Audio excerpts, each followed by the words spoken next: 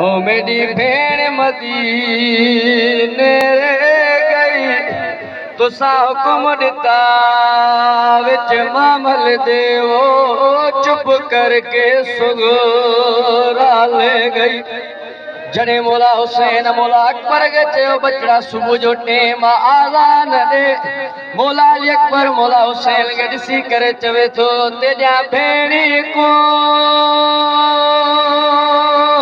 आज़ान सुनावा हो मेरी भेण मदीने रे गई हो तुसा हुक्म दिता विच मामल देवो चुप करके सुगोरा ले गई।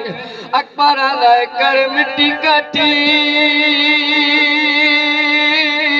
विच वेड़े दी ते मेरे पैर लवे दी रे गई।